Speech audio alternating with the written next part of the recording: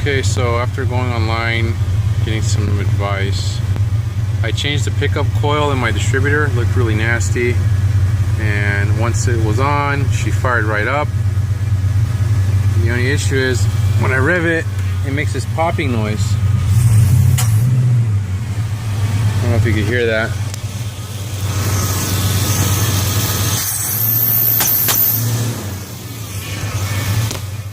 And whenever it does that popping noise, I can feel it on the accelerator. So I'm not sure what it could be. Any advice? I'd appreciate it.